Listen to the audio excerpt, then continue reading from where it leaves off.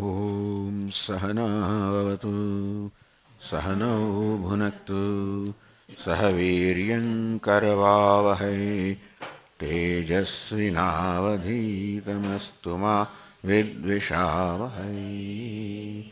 ॐ शान्ति शान्ति शान्तिः।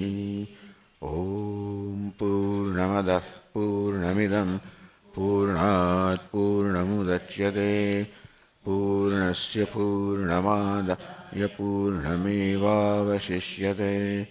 ॐ शान्ति शान्ति शान्तिः।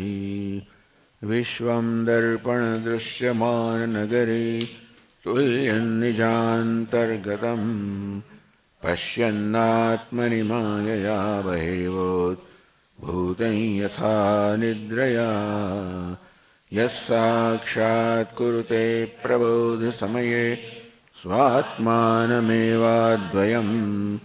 तस्मै श्रीगुरुमूर्तये नमः इदं श्रीदक्षिणामूर्तये।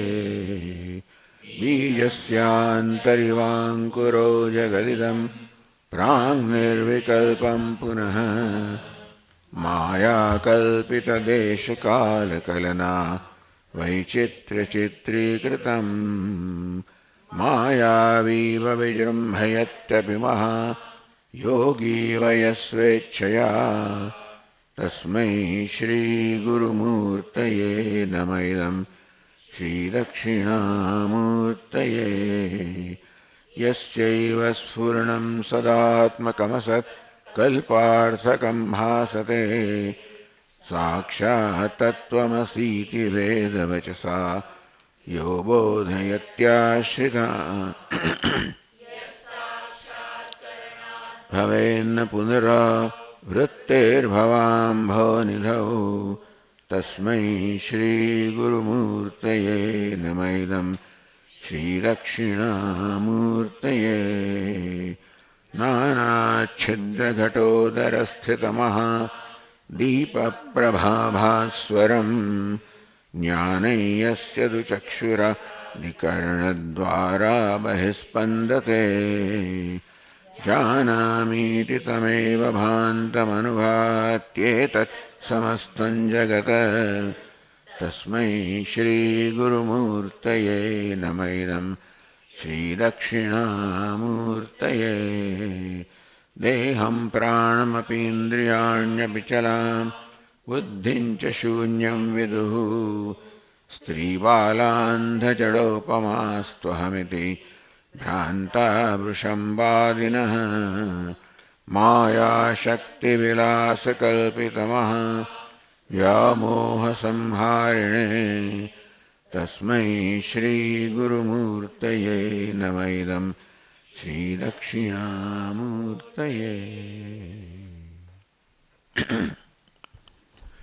युष्मदस्मत्प्रत्ययगोचरयोः विषयविषयिणोः तमः प्रकाशवद्विरुद्धस्वभावयोः इतरेतरभावानुपपत्तौ सिद्धायां तद्धर्माणामपि सुतराम् इतरेतरभावानुपपत्तिः इत्यतः अस्मत्प्रत्ययगोचरे विषयिणी चिदात्मके युष्मत्प्रत्ययगोचरस्य विषयस्य तद्धर्माणां च अध्यासः तद्विपर्ययेण विषयिणः तद्धर्माणां च विषये अध्यासः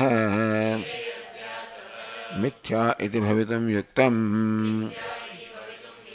तथापि अन्योन्यस्मिन् अन्योन्यात्मकताम् अन्योन्यधर्मांश्च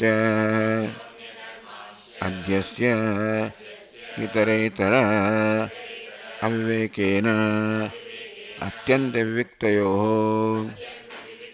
धर्मधर्मिणोः मिथ्याज्ञाननिमित्तः शक्यान्ते मिथुनीकृत्य अहमिदं ममेदम् इति नैसर्गिकोऽयं लोकव्यवहारः। युष्मत् प्रत्यय गोचरस्य विषयस्य विषय जे युष्मत् प्रत्यय गोचर છે યુષ્મત જે સર્વનામ છે એનાથી પ્રત્યય જે ખ્યાલ જન્મે એનો જે વિષય છે એટલે કે તું અનાત્મા અચેતન અસ્મત પ્રત્યય ગોચરસ્ય અને અસ્મત એટલે હું એ પ્રત્યય એનો ખ્યાલ એનો જે વિષય છે વિષય અને વિષય તમઃ પ્રકાશવત વિરુદ્ધ સ્વભાવયો એકબીજા કરતા તદ્દન વિરુદ્ધ સ્વભાવના છે. યુષ્મત પ્રત્યય ગોચર જે વિષય છે એ અચેતન છે, જડ છે, અજ્ઞાનની ઉપજે છે. અસ્મત પ્રત્યયનો વિષય છે જે વિષય છે, ચેતન છે, જ્ઞાન સ્વરૂપ છે અને તેથી અત્યંત વિરુદ્ધ સ્વભાવ ધરાવનારા છે. એટલા જ માટે ઇતરેતર ભાવાનુપત્તૌ એકબીજાનું ભાવ ધારણ કરી લે, એકબીજાપણું ધારણ કરી લે. અસ્મત પ્રત્યય યુષ્મતનો વિષય આત્મા અનાત્માપણું ધારણ કરી લે, આ અનાત્મા આત્માપણું ધારણ કરી લે. એ અસંભવ છે, કારણ કે એ બેનો કોઈ મેળ જ નથી, બંને કોઈ એક સ્થળે નથી, બંને પરસ્પર વિરુદ્ધ સ્વભાવના છે. એના માટે બંને એકબીજાનો સ્વભાવ ધારણ કરે લે એ સંભવિત જ નથી. તો એ તદ્ધર્માણા વિસૂતરામ, તો આત્માના ધર્મ અને અનાત્માના ધર્મ, આત્મા અનાત્મા એકબીજાનો ભાવ ધારણ કરી લે, આત્મા અનાત્મા પણ ધારણ કરી લે, અનાત્મા આત્મા પણ ધારણ કરી લે એ સંભવિત નથી, કે બંને પરસ્પર વિરુદ્ધ છે.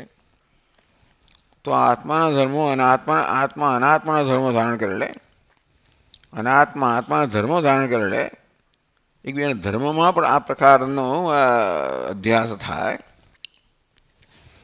જો વિષય છે, ધર્મી છે, એનો અધ્યાસ ન થાય તો ધર્મ છે એનો અધ્યાસ કેમ થઈ શકે?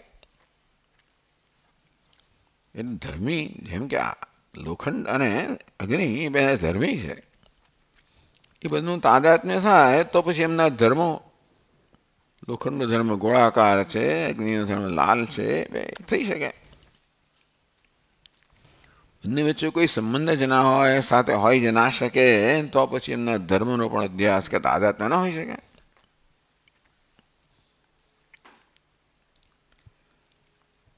અને તેથી અસ્મત પ્રત્યય ગોચર વિષય છે, ચિદાત્મક છે. યુષ્મત પ્રત્યય ગોચર વિષય છે અને અચેતન છે. એમનો પરસ્પર અને એમના ધર્મનો અધ્યાસ મિથ્યા હેતુ ભવિત મુક્તમ. તેથી અધ્યાસ આ પ્રકારે એકબીજાનો એકબીજા પર, તેથી એકબીજાના ધર્મનો એકબીજા પર કોઈ રીતે અધ્યાસ સંભવિત નથી. તાદાત્મ્ય અધ્યાસ હોય કે સંસ્કૃત અધ્યાસ હોય, આપણે ધર્મીઓનો જે છે તાદાત્મ્ય અધ્યાસ કહેવામાં આવ્યો, ધર્મનો સંસર્ગ અધ્યાસ કહેવામાં આવ્યો. ટૂંકમાં તર્કયુક્ત કશું નથી, કશું સમજી શકાય એવું નથી. ટૂંકમાં જીવનની જે સમસ્યાનું મૂળ સમજી શકાય એવું જ નથી. આ જગત કેમ રચાયું? આનંદ સ્વરૂપ આત્મા દુઃખી કેમ અનુભવે છે પોતાની જાતને? જે અનંત છે, બ્રહ્મ છે, પોતાની જીવ અલ્પ કેમ માને છે? આવા પ્રશ્નોનો કોઈ ઉત્તર મળતા નથી. એટલે વેદાંતનો ઉત્તર છે માયા. અર્થાત એવું કરે માયા જે સમજાવી ના શકાય, અનિર્વચનીય. એટલે ટૂંકમાં જીવનનું આ બધું મૂળ છે ને, જે સંસાર પ્રગટ થાય છે એ જ આ બધું ગોટાળાવાળું છે, સમજાય નહીં એવું છે. છે ખરું નથી, છતાં આપણે માનીએ છીએ કે છે એવું છે. તથાપિ અન્યોન્યસ્મિન અન્યોન્યાત્મકતામ, તો આત્મા અનાત્મા એકબીજાપણું, આત્મા અનાત્માપણું, અનાત્મા આત્માપણું, અન્ય ધર્માશ્ચ આત્મા અનાત્માનો ધર્મ ધારણ કરે, અનાત્મા આત્માના ધર્મ ધારણ કરે. ઇતરેતર અવિવેકેને, કારણ કે બંને વચ્ચેનો વિવેક કે બંને ભેદ નથી પારખી શકાતો. અત્યંત વિવિક્તયો, જે અત્યંત વિવિક્ત છે, અત્યંત ભિન્ન છે એવા ધર્મ અને ધર્મીનો છતાં મિથ્યા અજ્ઞાન કહેવામાં આવશે. જે મિથ્યા જ્ઞાન કરતાં મિથ્યા જ્ઞાન એવું સમજાવે છે ટીકાકારો. છતાંય પણ સત્યાનૃતે મિથુનીકૃત્ય, સત્ય એટલે અબાધિતમ, એટલે અસ્મત પ્રત્યય ગોચર ચિદાત્મા સત્ય અબાધિત છે. અનૃત જે મિથ્યા છે, યુષ્મત પ્રત્યય ગોચર છે, અચેતન છે, વિષય છે. મિથુનીકૃત્ય, અધ્યાસ કહો, તાદાત્મ્ય કહો, મિથુનીકરણ કહો. આમ ભાષ્યકાર ભિન્ન ભિન્ન શબ્દો વાપરે છે, એનો અર્થ ટીકાકારો સમજાવશે. આવું કરીને અહમ ઇદમ મમ ઇદમિતિ, પેલા અહમ, આ હું છું, આ મારું છે. આ હું છું, મનુષ્ય હું છું, આ મારું છે, શરીર મારું છે. ઇતિ નૈસર્ગિકો એમ લોકવ્યવહાર, આ પ્રકારનો લોકવ્યવહાર કહો, શબ્દ પ્રયોગ કહો, આ પ્રકારના. કારણ કે શબ્દ ભરીએ એટલે તો ખ્યાલ આપણા મનમાં જન્મવાનો જ છે. આવો લોક વ્યવહાર છે એ હકીકત છે. લોકો હું એમ કહે છે, હું મનુષ્ય છું એમ કહે છે, અને તેથી અમે આ મારું શરીર છે કે મારું ઘર છે એમ કહે છે. હવે હું એટલે આત્મા અને ઘર વચ્ચે કોઈ સંબંધ હોય જ ના શકે. અરે હું ને શરીર વચ્ચે સંબંધ ના હોઈ શકે. અને તેથી હું મનુષ્ય છું કહેવું કે આ દેહ મારો છે એ પ્રકારનો કોઈ સંભવિત જ નથી. એક પારમાર્થિક સત્તા ધરાવે છે અસ્મત પ્રત્યય ગોચર આત્મા, એ વ્યાવહારિક સત્તા ધરાવે છે. બેનો કોઈ મેળ જ નથી. એક સાથે બેનો આ એવું ખરું, જ્યાં પરમાર્થ ત્યાં વ્યવહાર નથી, કે વ્યવહાર છે ત્યાં પરમાર્થ છે, એટલે નહીતર થયું ના હોત. ભાષ્યકારના કહેવા પ્રમાણે એક જ સ્થળે બે હોત નહીં તો ના થયું હોત. પણ યુષ્મત પ્રત્યય અસ્મત પ્રત્યય છે ત્યાં યુષ્મત પ્રત્યય નથી, યુષ્મત પ્રત્યય છે ત્યાં અસ્મત પ્રત્યય છે. આત્મા છે ત્યાં અનાત્મા નથી, અનાત્મા છે ત્યાં આત્મા છે. એટલા માટે જ આ પ્રકારનું કન્ફ્યુઝન, ગૂંચવાડો થાય છે. આ અત્યંત વિવિક્ત હોત, ક્યારેય ભેગા હોત જ નહીં, તો આ પ્રકારની ગૂંચવાડો કહો એ ન થતો હોત. એટલે B is equal to A is not equal to B. જેવી રીતે બી જ્યાં પેલો વેશ છે, ભિખારી છે ત્યાં તો અભિનેતા છે, જ્યાં અભિનેતા છે ત્યાં ભિખારી નથી, પણ ભિખારી છે ત્યાં અભિનેતા છે. અને તેથી હું ભિખાર છું એ પ્રકારનો ભ્રમ જન્મી શકે. બાકી ભિખારીને કરોડપતિમાં કંઈ સંબંધ નથી, વગેરે વગેરે. આ પ્રકારે આવું જીવનમાં, એટલે અહમ ઇદમ, આ હું છું, આ મારું છે, એ અધ્યાસ બતાવે છે. હું આત્મા, ઇદમ અનાત્મા, આ પ્રકારે અહમ શબ્દ જ આવે એમાં. અહમ પોતે જ આ બે તત્વનો તાદાત્મ્યથી જન્મેલો છે. અહમમાં એક ચિદ અંશ છે, બીજો અચિદ અંશ છે. અચિદ અંશ કેવો છે? અનાત્મ એટલે અચેતન છે, પરિવર્તનશીલ છે, કર્તૃત્વ ભોક્તૃત્વ એ પ્રકારના ભિન્ન ભિન્ન સ્વરૂપો ધારણ કરનાર છે, વેશ ધારણ કરનાર છે. અહંકારમાં ચિત્ત અંશ છે એ તો સતત બદલાયા વગરનો છે. એ ચિત્ત અંશ છે ભિન્ન ભિન્ન પ્રકારના વેશ ધારણ કરે છે, અચિતના વેશ ધારણ કરે છે. એમાં કર્તા, ભોગતા, સુખી, દુઃખી વગેરે આવું છે ખરું. એટલે એને ધ્યાનમાં રાખીને વાત કરે કે જીવનમાં અધ્યાસ નામની વસ્તુ છે. ભલે તર્કયુક્ત નથી, પણ છે તો ખરી. અધ્યાસ હોય ક્યારે? જ્યારે અજ્ઞાન હોય ત્યારે. જીવનમાં અજ્ઞાન છે, અજ્ઞાન ઉકેલ છે જ્ઞાન. આ પ્રકારે અજ્ઞાનની અનિવાર્યતા આ દ્વારા સિદ્ધ કરવામાં આવે છે. એ દ્વારા કહેવામાં આવ્યું કે અધ્યાસ છે એટલે વિષય. બ્રહ્મ અને જીવ એક હોવા છતાં પણ જાણે ભિન્ન હોય એ પ્રકારનો ભ્રમ થાય છે, એટલે જીવ બ્રહ્મ ઐક્ય વિષય બન્યો. આ બંધન તો છે એ મિથ્યા છે. જે નિત્ય મુક્ત છે એ પોતાને બદ્ધ માને છે, મળે મુક્તિ કે મોક્ષ પ્રયોજન થયું. આમ અધ્યાસ છે મળે વિષય અને પ્રયોજન બંને આપણે પ્રાપ્ત થાય છે. એ રીતે અનુબંધ ચતુષ્ટય, અધ્યાસની ચર્ચા છે એ અનુબંધ ચતુષ્ટય છે.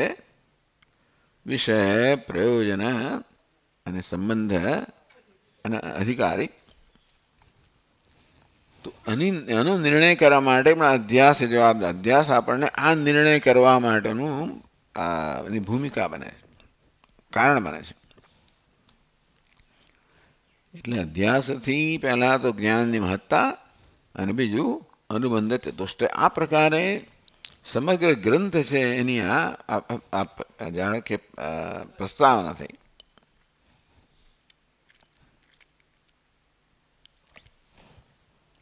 તો આપણે હવે 29મા પાન પર છીએ. 28માં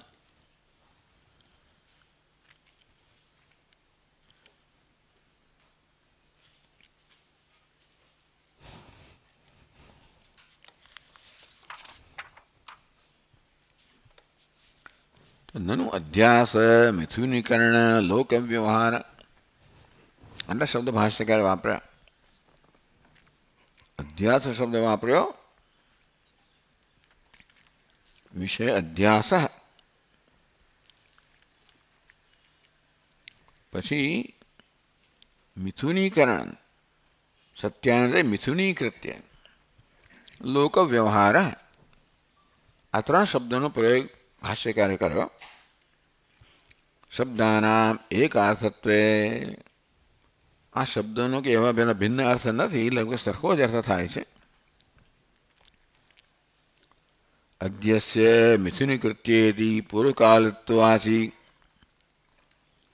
જો બંનેનો અર્થ એક જ થતો હોય તો બી પહેલા ને પછી તો ના જ હોય ને.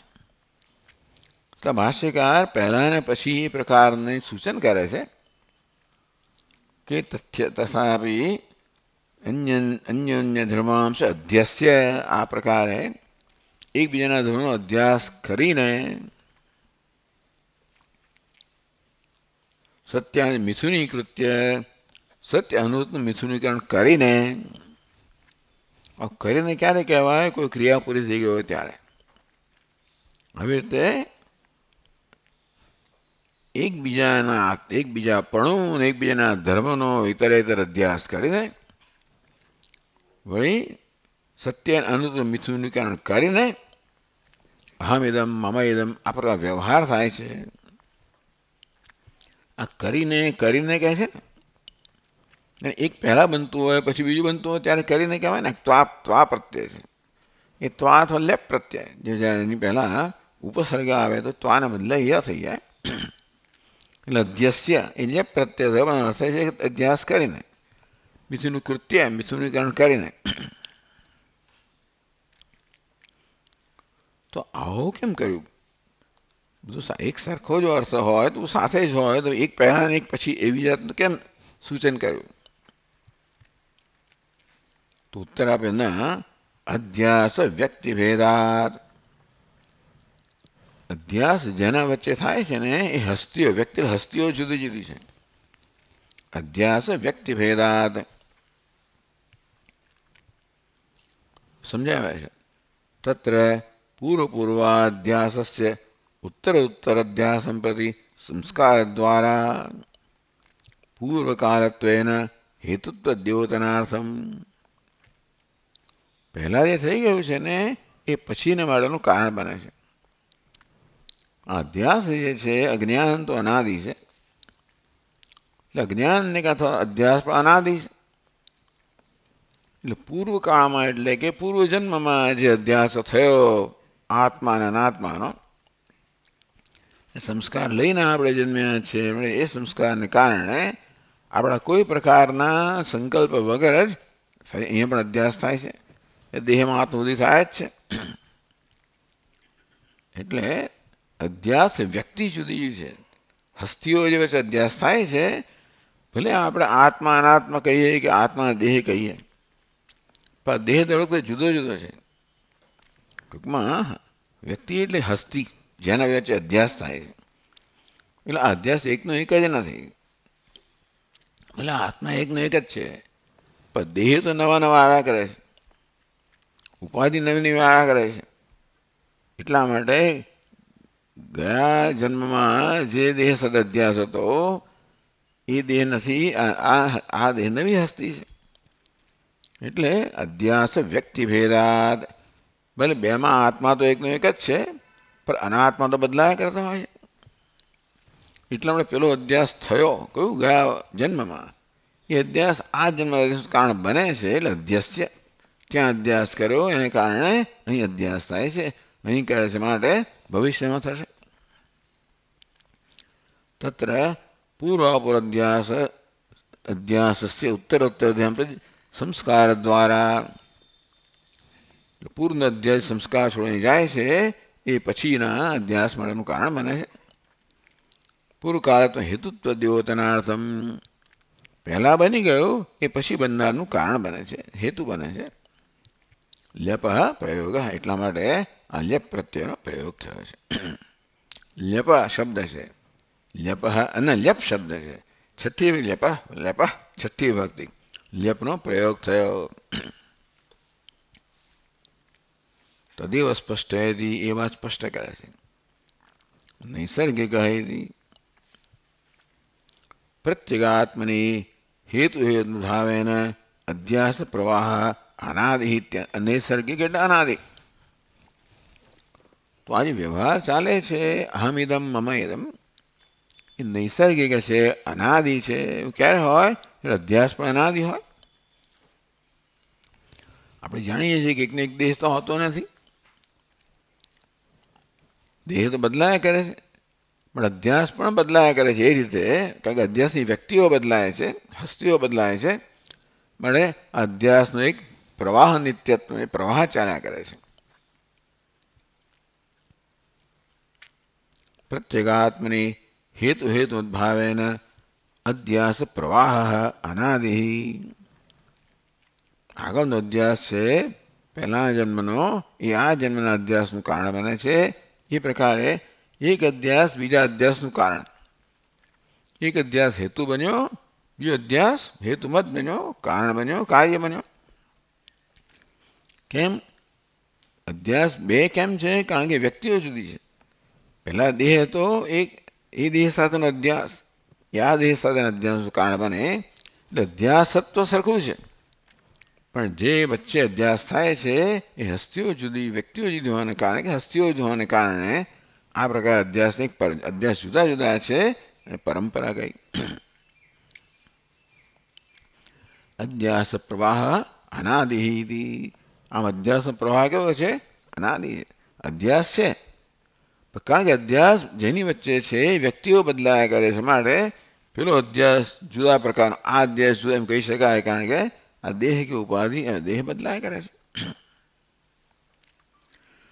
હવે નનું પ્રવાહ છે અવસ્તુત્વ. આ પ્રવાહ કઈ વસ્તુ છે ભાઈ?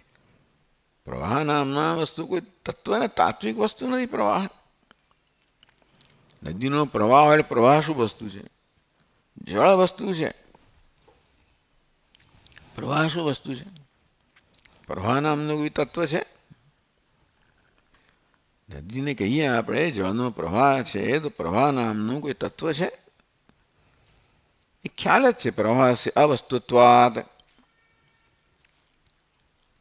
અધ્યાસ વ્યક્તિનામ સાધિત્વાત. જે બે વચ્ચે અધ્યાસ થાય છે કે એ દરેક દેહ છે સાદી, એટલે આદિવાળો છે, એની ઉત્પત્તિ થાય છે. કથમ અનાદિત્વ છે? તો અધ્યાસમાં પ્રવાહ નામની કોઈ વસ્તુ સત્ય નથી, અને અધ્યાસની જે વ્યક્તિ છે આ દેહ, એ તો આદિવાળો છે. તો અધ્યાસ અનાદિ કેવી રીતે હોઈ શકે? ભલે આત્મા અનાદિ હોય, પણ દેહ તો આદિવાળો છે ને, તો અધ્યાસ કોઈ રીતે અનાદિ હોય?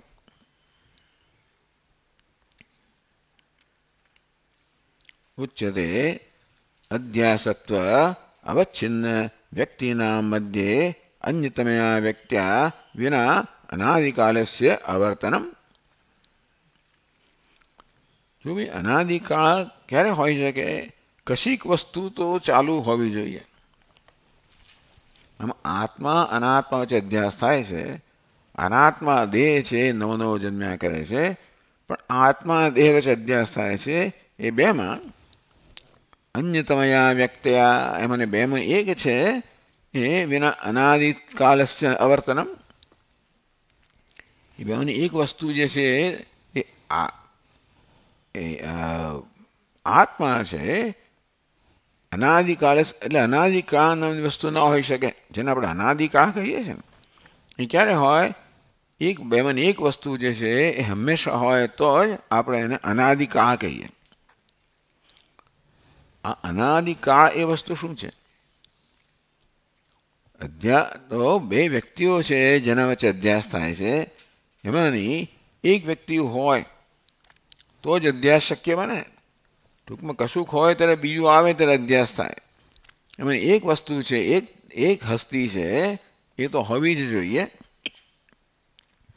અંતો અનાદિકાલસ્ય અવર્તનમ, એ સિવાય અનાદિકાળ નામની વસ્તુ હોઈ જ ના શકે. કાર્ય અનાદિત્વમ અંગીકારાત. તો એ રીતે કાર્ય અનાદિત્વમ, કાર્ય પણ અનાદિ છે. એ ક્યારે કહેવાય? જ્યારે આ પ્રકારે અનાદિકાળનું હોવાપણું હોય તો જ આ કાર્ય કે અધ્યાસ અનાદિ છે. અધ્યાસ કાર્ય છે. ક્યારે અનાદિ હોય? અને બે વસ્તુમાંથી એક, જેમ કે આત્મા, એ અનાદિ હોય તો જ અધ્યાસનું અનાદિત્વ હોય. અધ્યાસનો પ્રવાહ અનાદિ છે, છતાં અધ્યાસ અનાદિ છે. ભલે દેહ બદલાયા કરતા હોય, પણ આત્મા એકનો એક જ છે અને એ અનાદિ છે. એટલે બેમાંની એક વસ્તુ અનાદિ હોય. એ પ્રકારે આપણે અધ્યાસને અનાદિ કહેવા માંગીએ છીએ. અધ્યાસનું અનાદિત્વનું આ પ્રકારનું છે કે આ બેમાંની એક વસ્તુ છે, અનાદિ છે, અંતેથી અધ્યાસનું અનાદિપણું કહીએ છીએ. ભલે અધ્યાસ આમ બદલાયા કરતો હોય, છતાં અધ્યાસને એ રીતે અનાદિ કહેવાય. એમાંની એક વસ્તુ છે, અનાદિ છે. એ તેને કારણ અભાવ વિકલ્પ નિરસ્ત. આને માટે આપણે આગળ જવું પડશે, 29મા પાન પર જવું પડે. અહીંયા એનું 29મું પાન અહીંયા ક્યાં છે પાછું?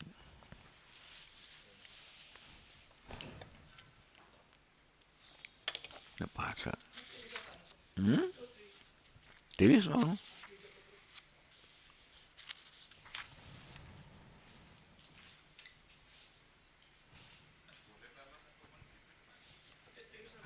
તો 23મા પાન પર બીજા પેરેગ્રાફમાં પહેલી પંક્તિમાં તથા હિ કિમ અધ્યાસસ્ય નાસ્તિત્વમ અયુક્તત્વાત. પ્રશ્ન કરો, અધ્યાસ નથી તમે કહો છો. પૂર્વ પક્ષી કે અધ્યાસ નથી. ચાલો તમે નથી કહો છો, એનું કારણ શું છે? અયુક્તત્વાત. અધ્યાસ છે યુક્તિયુક્ત નથી, માટે અધ્યાસ નથી. અભાનાત. અધ્યાસનું ભાન થતું નહીં, માટે અધ્યાસ નથી. કારણ અભાવાત, અથવા તો અધ્યાસનું કારણ નથી, માટે અધ્યાસ નથી. આ ત્રણ વસ્તુ. એટલે એમાં અત્યારે કહે છે કે અનેના કારણ અભાવ વિકલ્પ નિરસ્ત. અધ્યાસનું કારણ નથી મળે અધ્યાસ નથી એમ ના કહેવાય. અધ્યાસનું ભાન નથી થતું મળે અધ્યાસનું ભાન થાય છે. અધ્યાસનું કારણ નથી એમ પણ ના કહેવાય. આ જે અનાદિ પ્રવાહ છે એ અધ્યાસનું કારણ છે. મળે અધ્યાસનું કારણ નથી એ પણ નથી, અધ્યાસનું ભાન નથી એ પણ નથી, આ અધ્યાસ યુક્તિયુક્ત નથી એ પણ નથી. એ પ્રકાર આ ત્રણ જે વિકલ્પ કહેલા કે અધ્યાસને કેમ તમે સ્વીકારતા નથી? પૂર્વ પક્ષીને પૂછ્યું, તમે અધ્યાસ કેમ સ્વીકારતા નથી? એનો અનુભવ નથી થતો એટલા માટે કે થાય છે. યુક્તિયુક્ત નથી તે બતાવ્યું કે યુક્તિયુક્ત છે. અને ત્રીજું એનું અધ્યાસનું કારણ નથી, માટે તો આ અનાદિ સંસ્કારનો પ્રવાહ છે, કારણ છે એ બતાવ્યું.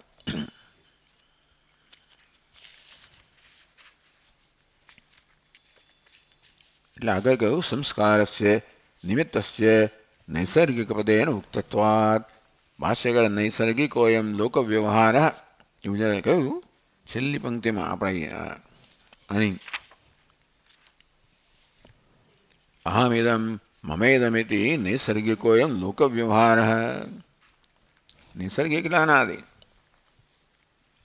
તેથી સંસ્કારસ્ય નિમિત્તસ્ય નૈસર્ગિક પદેન આ બધા અધ્યાસનું કારણ શું કહ્યું? પૂર્વ અધ્યાસના સંસ્કાર.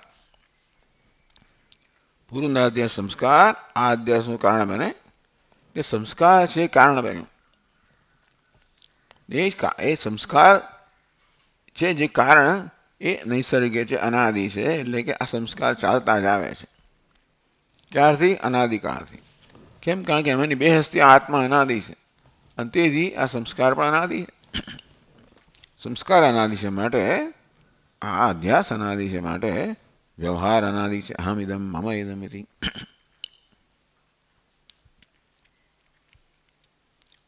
હવે ન ચ પૂર્વ પ્રમાજન્ય સંસ્કાર હેતુ હિ વાચ્યમ. બીજો પ્રશ્ન એ છે કે સંસ્કાર આપણે જો સંસ્કાર શું વસ્તુ છે? કશાનો પણ અનુભવ થાય ત્યારે અનુભવ મનમાં સંસ્કાર છોડીને જાય. કોને મળ્યા હોઈએ ત્યારે સંસ્કાર છોડીને જાય એટલે ફરી એ વ્યક્તિ મળે ત્યારે બધા સંસ્કાર જાગૃત થાય, એની ઓળખાણ થાય.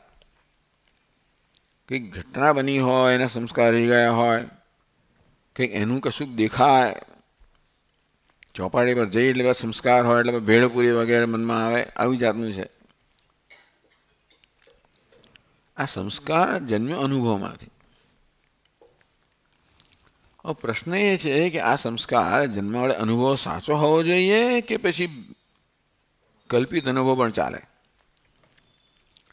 તમે સાચો ભેળ ખાધો હોય તો જ તમને ભેળના સંસ્કાર હોય, કે સ્વપ્નમાં ભેળ ખાધો હોય એ સંસ્કાર પણ ચાલે? પ્રમા એટલે યથાર્થ જ્ઞાન, સાચું જ્ઞાન. હવે સંસ્કાર જન્મ્યો કયો? અનુભવમાંથી જન્મ્યો. અનુભવ સાચો જ હોવો જોઈએ કે કલ્પના હોય તો એ ચાલે? આ સંસ્કાર પૂર્વ પ્રમાજન્ય સેવ સંસ્કાર હેતુ. કારણ કે આપણને છિપોલી પર ચાંદીનો જ્યારે અધ્યાસ થાય ત્યારે આપણે સાચી ચાંદી છે એનો અનુભવ. હવે એ વખત થઈ કે સાચી ચાંદી ક્યાંક છે એનો અનુભવ કરેલો એટલે સંસ્કાર રહ્યા છે. એટલે છિપોલીમાં ચળકાટ જોઈએ એટલે પેલા સંસ્કાર જાગૃત થાય ત્યાં આપણે ચાંદીનો ભ્રમ થાય. પ્રશ્ન એ છે કે તમને જે ચાંદીના સંસ્કાર છે એ સાચી ચાંદીના અનુભવમાંથી જ જન્મ્યા હોવા જોઈએ કે કલ્પિત ચાંદીના અનુભવમાંથી પણ થાય? સ્વપ્નમાં ચાંદીનો અનુભવ કર્યો બધાનો ક્યાં એ સંસ્કાર રહી ગયા હોય તો એ સંસ્કાર પણ એનું કારણ બને કે ના બને? સંસ્કાર અધ્યાસનું કારણ છે. સંસ્કાર જન્મ્ય અનુભવમાંથી.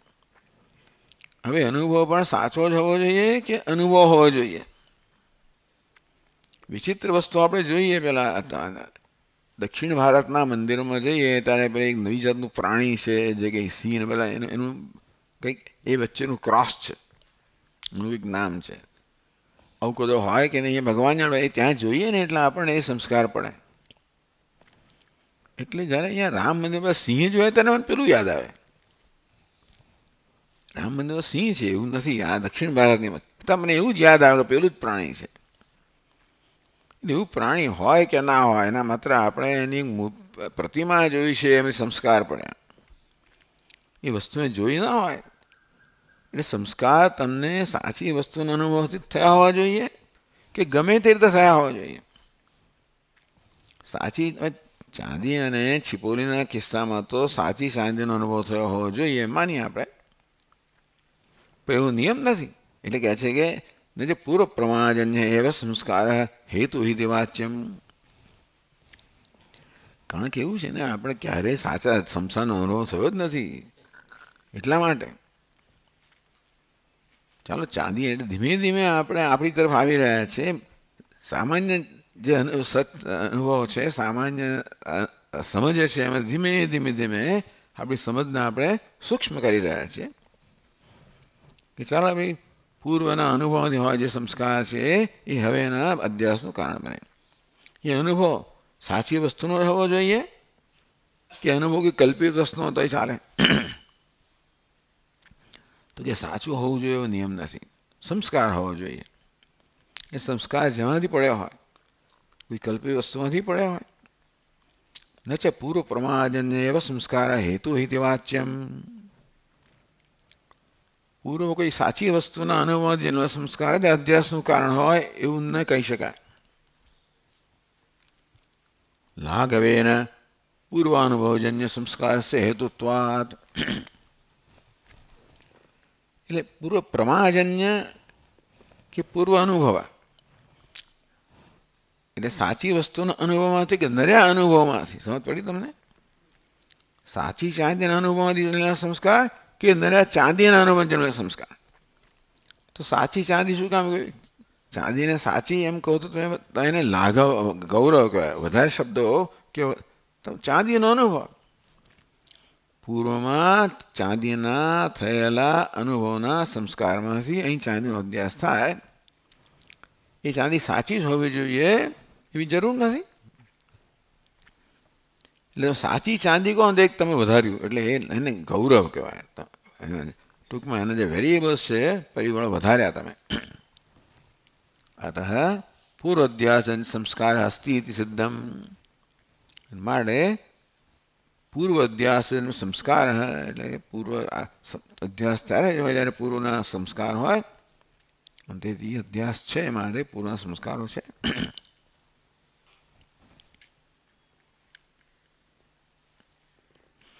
નૈસર્ગિકો એમ લોક વ્યવહાર. આ નૈસર્ગિક શબ્દથી ભાષ્યકાર અધ્યાસની અનાદિત્વ બતાવે છે અને સંસ્કારનું અનાદિત્વ બતાવે છે.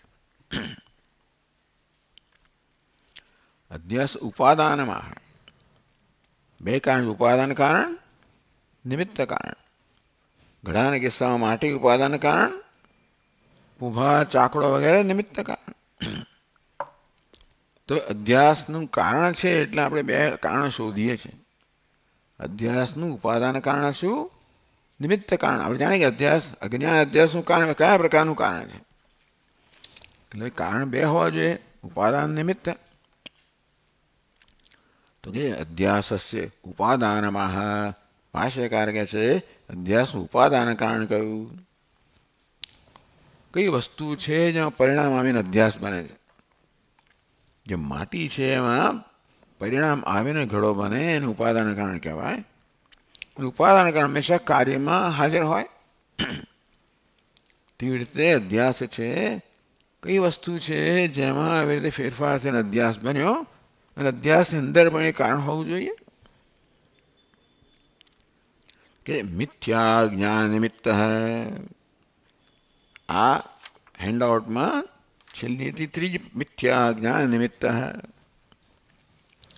નિમિત્ત શબ્દ નિમિત્ત એટલે કારણ. મિથ્યા જ્ઞાન જેનું કારણ છે મિથ્યા જ્ઞાન નિમિત્ત નિમિત્તમ. મિથ્યા જ્ઞાન જેનું કારણ છે એવો અધ્યાસ છે. એ મિથ્યા જ્ઞાન કહે છે. ચાલો, મિથ્યા જ્ઞાન શબ્દ છે એનો સમય એનો વિગ્રહ કર્યો મિથ્યા અજ્ઞાનમ, સંધિ છૂટી પાડીને. તો મિથ્યા અજ્ઞાનમ એટલે શું સમજાવે છે? મિથ્યા છે તદ અજ્ઞાનમ છે મિથ્યા અજ્ઞાનમ.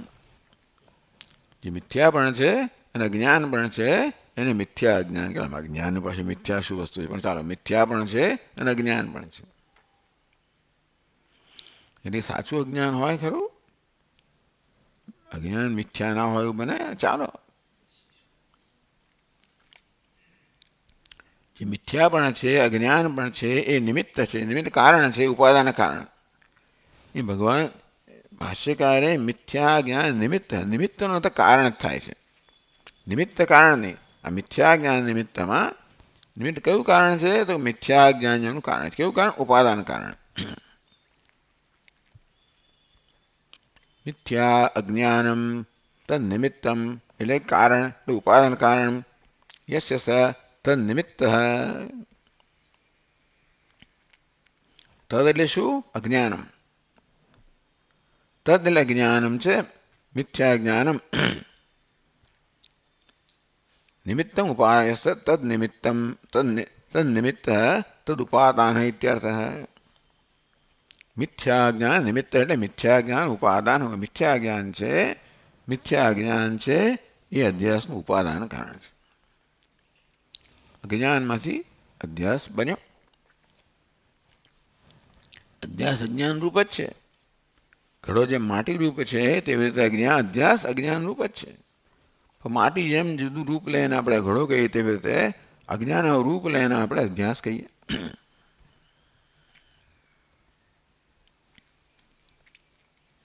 અજ્ઞાનસ્ય ઉપાદાનત્વેપી સંસ્ફુરત આત્મતત્વ આવર્કતયા દોષત્વેન અહંકાર અધ્યાસ કર્તુ ઈશ્વરસ્ય ઉપાધિત્વેન સંસ્કાર કાલકર્માદિ નિમિત્ત પરિણામત્વેન ચ નિમિત્તત્વમિતિ દ્યોતયિતુમ નિમિત્તપદમ. એટલે બંને ઉપાદાન નિમિત્ત કારણ બંને શું કહે છે? જો અજ્ઞાનસ્ય ઉપાદાનત્વેપી અજ્ઞાનને અધ્યાસનું ઉપાદાન કારણ કહ્યું. અજ્ઞાન શું કરે? સંસ્ફુરત આત્મતત્વ આવર્કતયા આત્મતત્વ જે સ્વયં સ્ફુરિત છે, હું એ પ્રકારે સંસ્ફુરી રહ્યું છે, એના વિશેષ રૂપનું આવરણ કરે છે. જો અધ્યાસ ક્યારે શક્ય બને કે આપણને સામાન્ય રૂપનું જ્ઞાન હોય અને વિશેષ રૂપનું જ્ઞાન ન હોય. છિપોલીમાં ચાંદીના અધ્યાસ માટે આમ ચળકાટનું સામાન્ય જ્ઞાન છે, પણ એ છિપોલી એ વિશેષનું જ્ઞાન નથી. છિપોલી ચળકી રહી છે.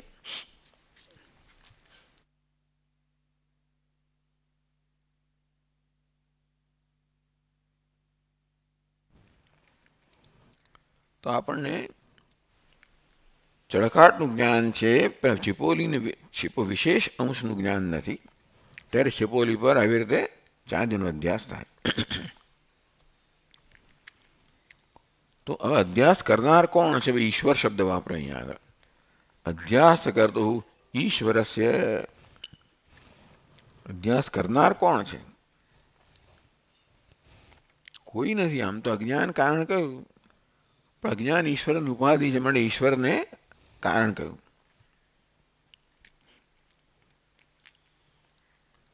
અધ્યાસ કરતું ઈશ્વરસ્ય ઉપાધિત્વે અહંકાર અધ્યાસ કરતું ઈશ્વરસ્ય ઉપાધિત્વેન. ઉપાધિમાં અહંભાવ કોણ જન્માવે છે? એ જ અધ્યાસ. કોણ? ઈશ્વર જન્માવે છે એવું કહ્યું. એટલે અજ્ઞાન જે છે ને એ ઉપાદાન કારણ તો કહ્યું. એ શું કરે છે? આત્માના વાસ્તવિક સ્વરૂપ ઢાંકી દે છે. એટલે અજ્ઞાન તો દૂષિત વસ્તુ છે. દોષિત એટલે દોષત્વે. અજ્ઞાન ઉપાદાન છે, પણ અજ્ઞાન તો એવું જ કામ કરે ને, આત્માના સ્વરૂપનું આવરણ કરી નાખે છે. મળે અજ્ઞાન કેવો છે? દોષ છે. અહંકાર અધ્યાસ કરતું ઈશ્વરસ્ય ઉપાધિત્વેન. એક તો અજ્ઞાન દોષ છે, કારણ કે આત્માના સ્વરૂપનું આવરણ કરે છે. બીજું અજ્ઞાન ઉપાધિ છે. અધ્યાસ કરનારા ઈશ્વરની ઉપાધિ છે અજ્ઞાન. ત્યારે એટલે કે અજ્ઞાન ઉપાધિ સહિતનો ઈશ્વર છે અધ્યાસ કરે.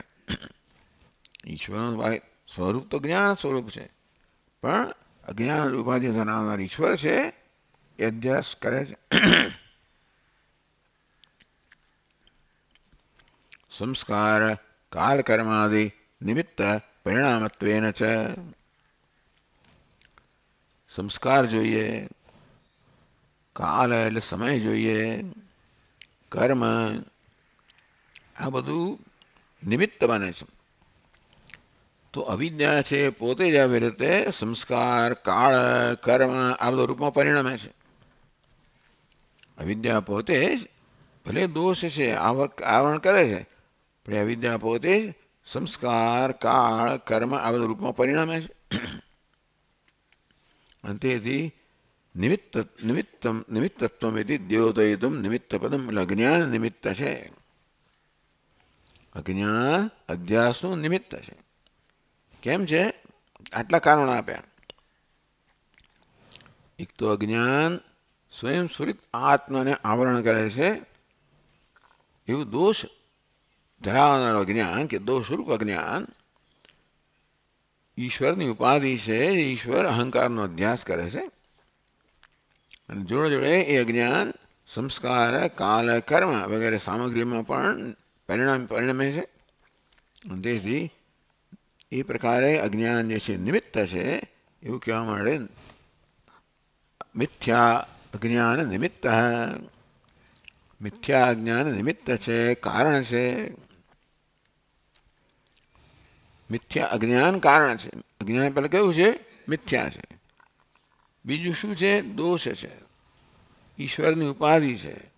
અને સાથે સાથે અધ્યાત્મ સામગ્રી જોઈએ, પેલા સંસ્કાર છે, કાળ છે, કર્મ છે, એ બધું ઉત્પન્ન કરનારું છે. એ બધું કરવા દ્વારા અજ્ઞાન છે એ અધ્યાસનું કારણ બને છે.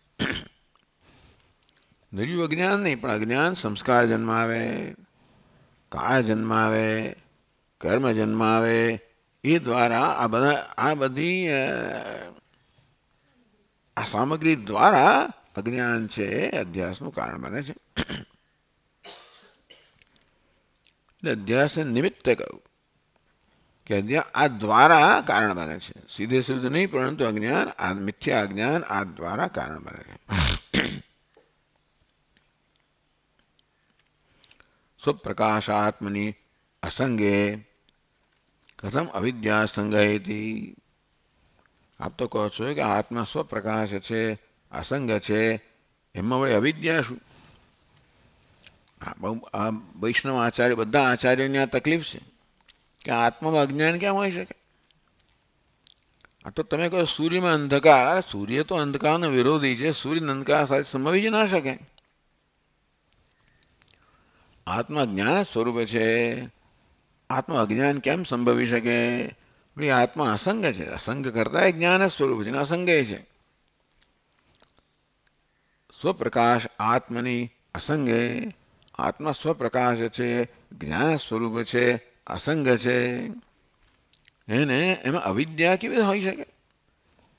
આવા અસંગ આત્માને અવિદ્યાનો સંગ કેમ હોઈ શકે? ઇતિ શંકા નિરાશ. આ પ્રકારની શંકાનો નિરાશ કરવા માટે, નિવારણ કરવા માટે મિથ્યા અજ્ઞાન, નર્યું અજ્ઞાનની પણ મિથ્યા અજ્ઞાન. એ કેવી રીતે? આવું જ્ઞાન સ્વરૂપ આત્મામાં વળી અજ્ઞાન કેવી રીતે હોઈ શકે? તો કહે છે પ્રચન્ન માર્તંડ મંડલે પેચકાનુભવ સિદ્ધ અંધકારવત. દિવસે આ સૂર્ય બહુ તપી રહેલો છે. દિવસે પ્રચંડ માર્તંડ મંડળ, સૂર્યમંડળ છે એ પ્રચંડ છે, એકદમ પ્રકાશમાન છે. અને તોય પણ આ ઘોળને દિવસે અંધારું હોય છે. એક સારો એમને અભિયાન મળી ગયું છે કે પેચ એટલે ઘોળ, અનુભવ સિદ્ધ અંધકારવત. પ્રકાશ પ્રવર્તમાન છે, વ્યાપ્ત છે સર્વત્ર, અને છતાં ઘોળને ત્યાં આગળ અંધારનો અનુભવ થાય છે. તેવી રીતે આ પ્રચંડ જ્ઞાન સ્વરૂપ આત્મામાં પણ આવી રીતે અજ્ઞાન થાય છે, અંધકાર છે. અહમ અજ્ઞેતિ અનુભવ સિદ્ધમ અજ્ઞાનમ દુરપનવમ. તેવી રીતે અહમ અજ્ઞ, હું નથી જાણતો, એ આપણો અનુભવ છે. અહમ અજ્ઞ, તમે ચાઇનીઝ ભાષા જાણો કે નથી જાણતો? આમ અજ્ઞાન તો અહમમાં રહેલું જ છે. આમ અહમ અજ્ઞ, હું અજ્ઞાની છું. ચાલો, બ્રહ્મનું અજ્ઞાન તો ધરાવું જ છું, આત્માનું અજ્ઞાન ધરાવું છું, હું અજ્ઞાની છું, એ આપણો સીધો અનુભવ છે. અને તેથી અજ્ઞાની છું, અજ્ઞાનનો અનુભવ સીધો થાય છે આપણને આ રીતે, અહમ અજ્ઞ. તો તેથી તમે અજ્ઞાન જે છે એનો કોઈ પણ રીતે નકારી ના શકો. જીવનમાં અજ્ઞાનને નકારી ન શકો, કારણ કે હું અજ્ઞાની છું, હું જાણતો નથી. અજ્ઞાન હું જાણતો નથી, આપણો અનુભવનો વિષય છે. તો હું ભલે જ્ઞાન સ્વરૂપ હોઉં, પણ જાણતો નથી એ પણ અનુભવ છે. માટે કોઈક રીતે આ હું અને અજ્ઞાનનો સંગ થાય છે કે હુંમાં અજ્ઞાન છે. જેવી રીતે દિવસ દરમિયાન સૂર્ય પ્રચંડ રીતે પ્રકાશ હતો પણ આ ઘોળ અને અંધકારનો અનુભવ થાય છે, તેવી રીતે આ જ્ઞાન સ્વરૂપ આત્મામાં પણ આ અહંકારને હું જાણતો નથી એ પ્રકારે અજ્ઞાનનો અનુભવ થાય છે. કલ્પિતસ્ય અધિષ્ઠાન અસ્પર્શિત્વાત. આ અજ્ઞાન આત્માને કલુષિત કરતું નથી. અજ્ઞાન આત્માને અજ્ઞાની બનાવતું નથી. અજ્ઞાન આત્માનો કેવો સંબંધ છે? અધિષ્ઠાન અધ્યારોપનો સંબંધ છે. આત્મા અધિષ્ઠાન છે, અવિદ્યા કેવી છે? અધ્યારોપિત છે. અને છતાં જ્યાં સુધી જ્ઞાન ન થાય તેમ લાગે કે ભાઈ આત્મા આ સર્પ તો અધ્યારોપિત છે, પણ જ્યાં સુધી આપણને રજ્જુનું જ્ઞાન ન થાય ત્યાં સુધી આપણને સર્પ સાચો જ લાગે. વાસ્તવમાં રજ્જુને સર્પને કોઈ સંબંધ નથી. એ કલ્પિત છે, એક વ્યાવહારિક સત્ય છે, તેમાં આત્માના જ્ઞાન કોઈ સંબંધ નથી. છતાં પણ આપણને આત્મા અજ્ઞાન ભાસે છે, હું જાણતો નથી. એમ કહેવાથી આત્મા અજ્ઞાની બની જતો નથી. એટલું સારું છે.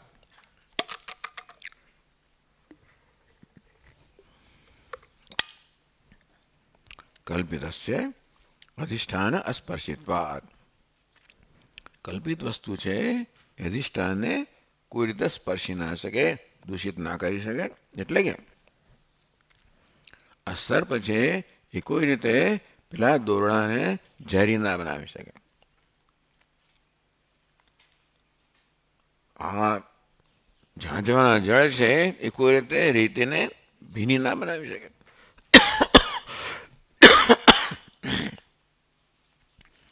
અર્થાત જે કલ્પિત છે એ કોઈ રીતે અધિષ્ઠાનને દૂષિત ન કરી શકે, કોઈ અધિષ્ઠાનને કોઈ રીતે અસર ન ઉત્પન્ન કરી શકે, પ્રભાવિત ન કરી શકે.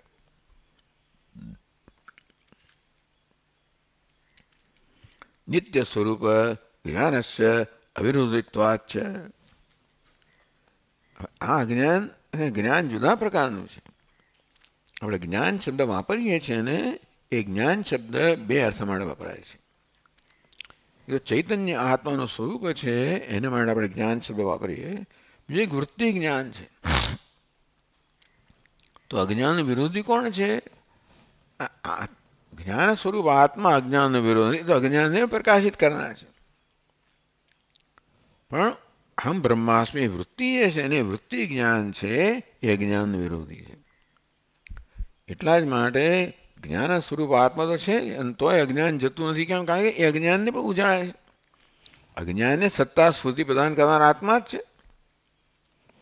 એટલે જ્ઞાન વૃત્તિ જન્મે જ્યારે હું બ્રહ્મ છું ત્યારે જ અજ્ઞાન દૂર થાય. એટલે આ જ્ઞાન છે એ અજ્ઞાનને ઉજાળનારો છે, અજ્ઞાનનો વિરોધી નથી.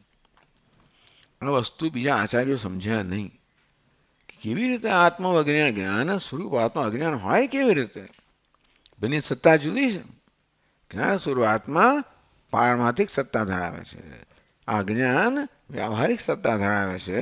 અંતેથી પેલો પારમાર્થિક વ્યાવહારિકનો વિરોધી નથી. તમારું શરીર પડછાયાનો વિરોધી નથી. રજ્જુ સર્પનો વિરોધી નથી. અંતે જતા આત્મા અજ્ઞાનનો વિરોધી નથી. અજ્ઞાનને પણ પ્રકાશ ઉજાળનાર છે. કલ્પિતસ્ય અધિષ્ઠાન અસ્પર્શિત્વાત નિત્ય સ્વરૂપ જ્ઞાનસ્ય અવિરોધિત્વાત. વૃત્તિ જ્ઞાન છે એ અનિત્ય જ્ઞાન છે, એ અજ્ઞાનનો વિરોધી છે. આ નિત્ય જ્ઞાન છે એ અજ્ઞાનનો વિરોધી નથી. અજ્ઞાનને પણ સત્તા સુધી પ્રદાન કરનારો છે.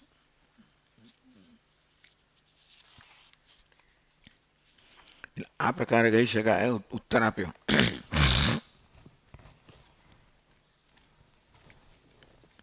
કે સ્વપ્રકાશ આત્મામાં કેવી રીતે અવિદ્યાનો સંગ થયો એનો આ પ્રકાર ઉત્તર આપ્યો. યદ્વા અથવા એટલે અજ્ઞાન શબ્દનો અર્થ આ પ્રકારે કર્યો, જે મિથ્યા પણ છે અને અજ્ઞાન પણ છે એ રીતે.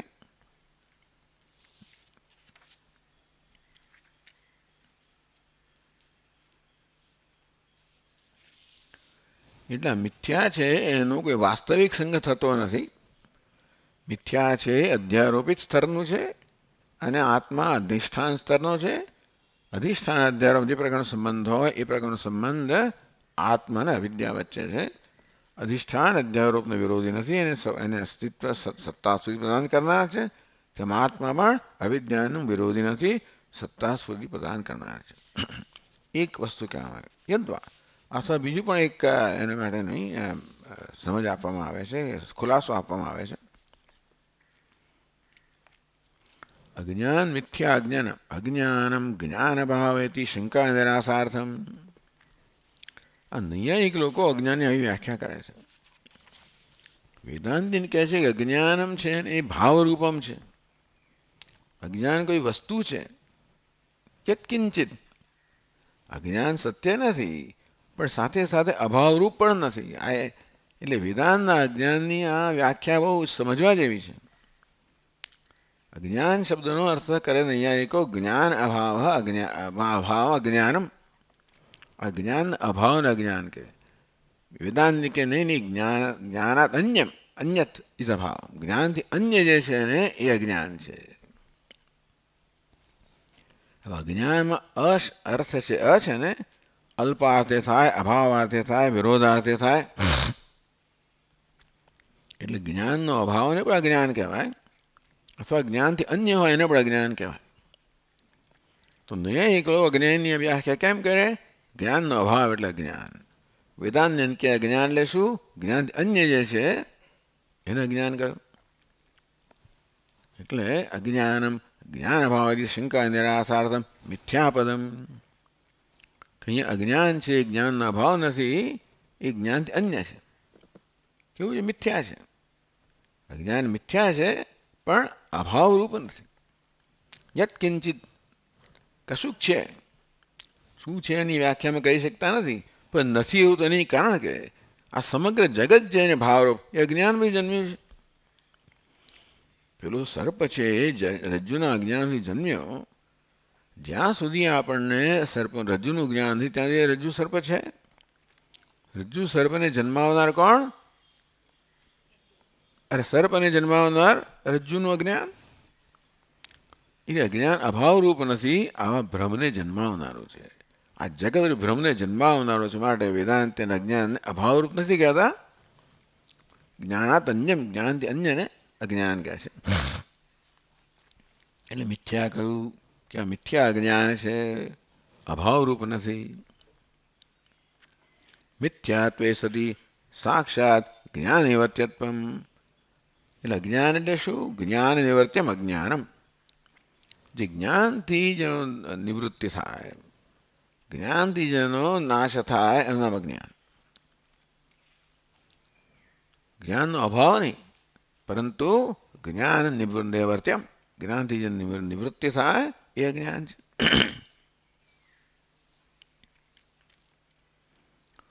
મિથ્યાત્વે સતી સાક્ષાત જ્ઞાન નિવર્ત્યત્વમ.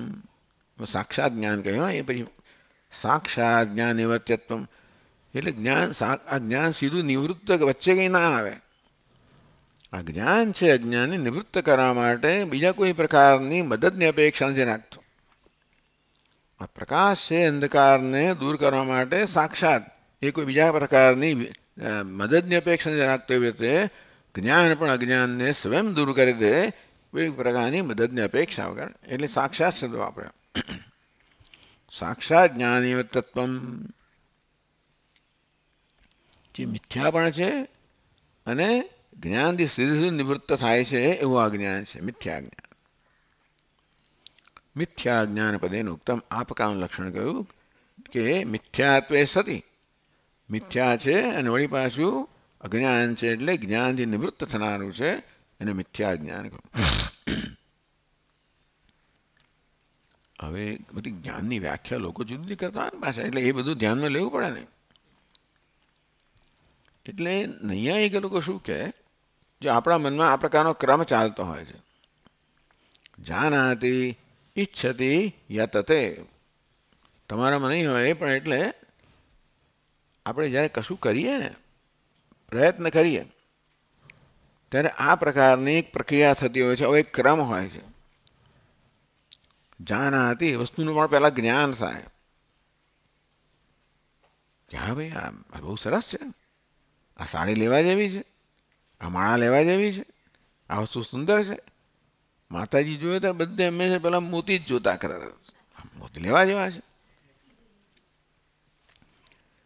પેલા જાનાતી આપણને એનું જ્ઞાન થાય, પેલા સ્ટોરમાં જોયા, હા, પછી ઈચ્છતી, હા મને જોઈએ છે, યા તો તે પછી તમે દુકાનમાં જાઓ ને ખરીદો. એટલે કોઈ પ્રયત્નની પાછળ આટલી વસ્તુઓ રહેલી છે. કોઈ પ્રયત્ન કરીએ, યત્ન કરીએ, એ પહેલાં ઈચ્છા હોય તો યત્ન થાય, અને ઈચ્છા માટે જ્ઞાન હોય તો ઈચ્છા જન્મે, ઈચ્છામાંથી યત્ન જન્મે. જાનાતિ ઈચ્છતી યતતે ઇતિ ન્યાયેન. જ્ઞાનાનંતરમ ઈચ્છા જાયતે, એટલે પહેલાં જ્ઞાન થાય, પછી ઈચ્છા જન્મે, પછી યત્ન જન્મે. એટલે એમના માટે શું કહેવાય? જ્ઞાનેન એવ ઈચ્છા પ્રાગવશ્ચ નશ્યતિ ઇતિ વદંતમ. એટલે જ્ઞાન શું કરે છે? જ્ઞાન જાનાતિ, જાણે છે, ઈચ્છા કરે છે, પ્રયત્ન કરે છે. એટલે જ્ઞાન એવ ઈચ્છા અભાવશ્ચ નશ્યતિ ઇતિ. એટલે જ્ઞાનથી તો ઈચ્છાનો પ્રાગ અભાવ, જ્ઞાન પહેલાં, ઈચ્છા પહેલાં જ્ઞાન છે ને, તો તેથી ઈચ્છા ક્યારે જન્મે? ઈચ્છાના પ્રાગ ભાવનો નાશ થાય. તો જ્ઞાન શું કરે છે? ઈચ્છાના પ્રાગ ભાવનો નાશ કરે છે, અને એ રીતે ઈચ્છા જન્મે છે. વસ્તુ જન્મે ક્યારે? નૈયાયિકો શું કહે? આ ઘડો જન્મે ક્યારે? અભાવ એટલે ન હોવા પણ, પ્રાગ જન્મ પહેલાં ન હોવા પણ. એટલે આ ઘડો ક્યારે જન્મે? એના પ્રાગ અભાવનો નાશ થાય ત્યારે. ઘડો નથી એને શું કહેવાય? અભાવ. અને ઘડાના જન્મ પહેલાંના અભાવને પ્રાગ અભાવ કહે. તો કશી વસ્તુની ઉત્પત્તિ ક્યારે થાય? એના પ્રાગ અભાવનો નાશ થાય ત્યારે. હવે જાનાતિ ઈચ્છતી યતતે, ઈચ્છા ક્યારે જન્મે? જ્ઞાનમાંથી ઈચ્છા જન્મે. એટલે જ્ઞાન શું કરે છે? ઈચ્છાના પ્રાગ અભાવનો નાશ કરે છે. ઈચ્છા ક્યારે જન્મે? આ ઘડો ક્યારે જન્મે? ઘડાના પ્રાગ અભાવનો નાશ થાય ત્યારે. ઈચ્છા ક્યારે જન્મે? ઈચ્છાના પ્રાગ ભાવનો નાશ થાય ત્યારે. તો કોણ નાશ એવું કરે છે? જ્ઞાન. જાનાતિ ઈચ્છતી, તો જાણે છે પછી ઈચ્છા કરે છે. એ જાણું શું કરે છે? એમાં ઈચ્છા જન્માવે છે. આ જ્ઞાન ઈચ્છા જન્માવે એટલે શું કરે?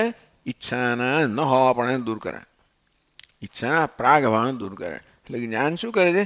ઈચ્છાના પ્રાગ ભાવને દૂર કરે છે. તમે જ્ઞાનથી તમે ભલે એમ માનતા હો કે અજ્ઞાન દૂર થાય, અજ્ઞાન નહીં,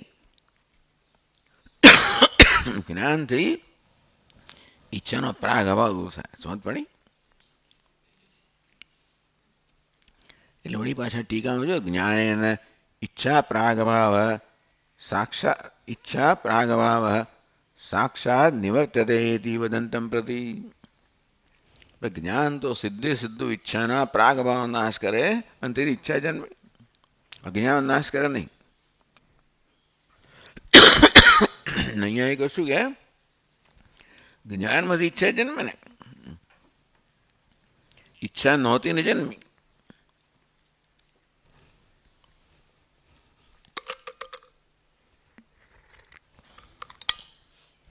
ઈચ્છા ન હોવી અને ઈચ્છાનો અભાવ કહેવાય, બરાબર?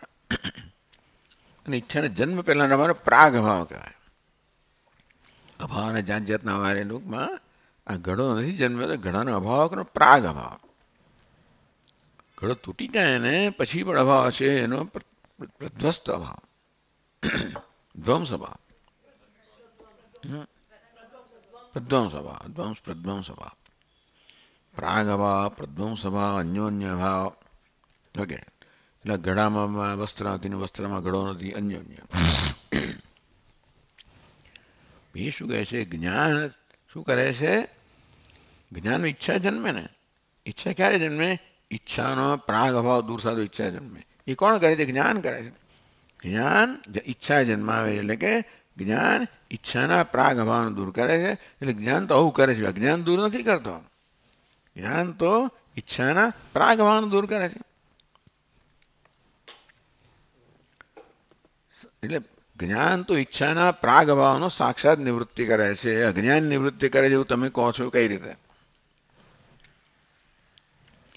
इति वदन्तं प्रति मिथ्यात्वे सति।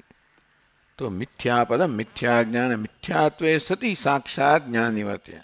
અજ્ઞાન કેવું છે? મિથ્યા છે અને જ્ઞાનથી સાક્ષાત નિવારણ થનારું છે। એ પેલું જ્ઞાન તમારું જે છે ઈચ્છા અભાવ એટલે અહીંયા મિથ્યા શબ્દ ઉમેરો અને તેથી આ જ્ઞાન કેવું છે? મિથ્યા છે। એવું મિથ્યા જ્ઞાન છે એ જ્ઞાન સીધે સીધું નિવૃત્ત થનારું છે। પેલા ઘડાનું જ્ઞાન હોય એ વળી ઈચ્છાથી ઘણાની ઈચ્છા જન્મે, ઘણાના જ્ઞાનમાંથી ઈચ્છા જન્મે વગેરે વગેરે। આ છે મિથ્યા જ્ઞાન કહેવામાં આવ્યું અને તેથી જ્ઞાનથી સાક્ષાત નિવૃત્ત થાય એવા મિથ્યા જ્ઞાન છે। સામાન્ય જ્ઞાન થયું, શેનું અજ્ઞાન થયું? તો કે વસ્તુનું અજ્ઞાન। પછી તમે જ્ઞાન થયું, પછી તમે ઈચ્છા થઈ, પ્રયત્ન થયો, મોટર કાર એની જ્ઞાન થયું, ઈચ્છા થઈ, પ્રયત્ન થયો, એ જ્ઞાને શું કર્યું? ઈચ્છાના પ્રાગભાવ નિવૃત્ત કર્યો। એટલે આપણે એ વસ્તુ એને પણ આપણે એને પણ ધારો કે આપણે અવકાશ આપવો જોઈએ, એને સ્વીકાર તો શું થઈ? એટલે આપણે મિથ્યા અજ્ઞાન કર્યું। અમારું અજ્ઞાન કેવું છે? મિથ્યા અજ્ઞાન છે। કોને મિથ્યા અજ્ઞાન? જે જ્ઞાનથી સાક્ષાત નિવૃત્ત થાય। જ્ઞાન નિવૃત્ત થનારા પેલું ઈચ્છા પ્રાગભાવ નહીં, એ એક પ્રકારનું અજ્ઞાન। આ કેવું છે? મિથ્યા અજ્ઞાન છે। કેવું મિથ્યા જ્ઞાન? જે જ્ઞાનથી સાક્ષાત નિવૃત્ત થાય। એવી રીતે મિથ્યા શબ્દ વાપર્યો ભાષ્યકારે, એને આ પ્રકારનું સમજ આપે છે। એટલે મિથ્યાત્વે સતી સાક્ષાત જ્ઞાન નિવર્તત્વમ, જે મિથ્યા પણ છે અને જ્ઞાનથી સીધે સીધું નિવૃત્ત થાય છે એવું આ જ્ઞાન છે।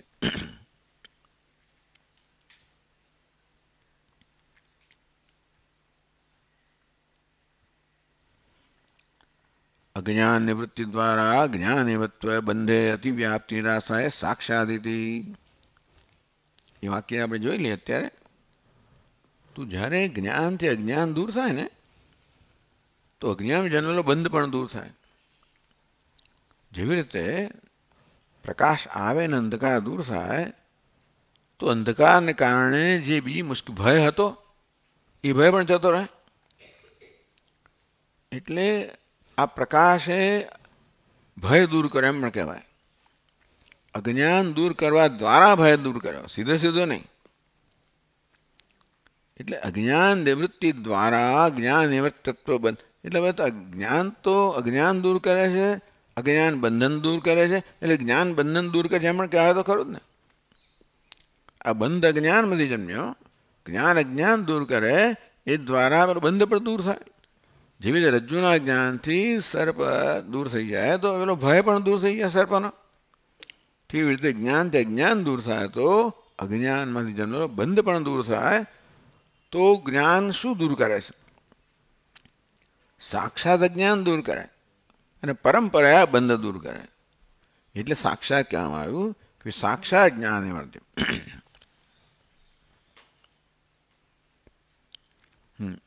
ભલે આટલે સુધી જઈશું આપણે।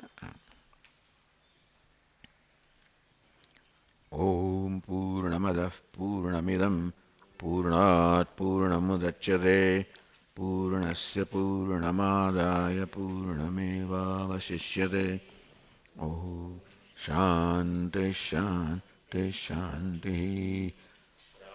ગ્રસ્તદિવાકરેન્દુ સદૃશો માયા સમાચ્છાદનાદ સન્માત્રઃ કર્ણોપસંહરણતો यो भूत्सुषुप्तः पुमान् प्रागस्वाप्स्वमिति प्रबोधसमये यः प्रत्यभिज्ञायते तस्मै श्रीगुरुमूर्तये नमः। इदं श्रीदक्षिणा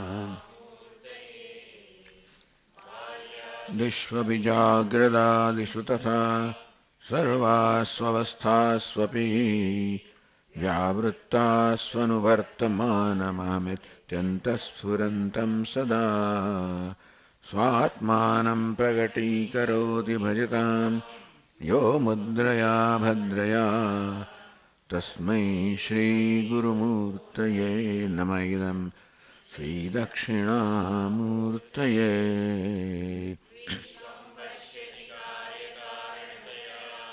स्वस्वामी संबंधतः शिष्याचार्यतया तथैव पितृपुत्राद्यात्मन भेदतः स्वप्ने जागृति वा एष पुरुषो माया परिभ्रामितः तस्मै श्रीगुरुमूर्तये नम इदं श्रीदक्षिणामूर्तये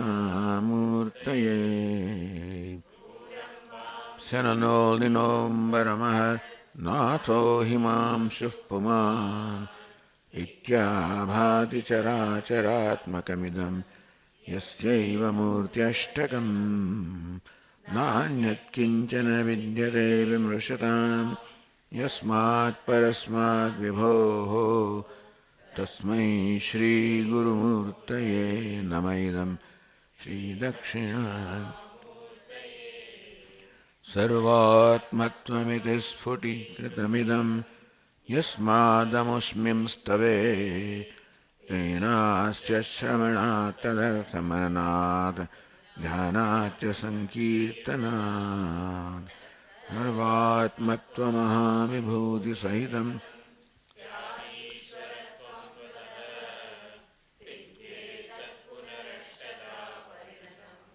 चैश्वर्यमव्याहतम् अशुभानि निराचष्टे तनोति शुभसन्ततिं स्मृतिमात्रेण यत्पुंसां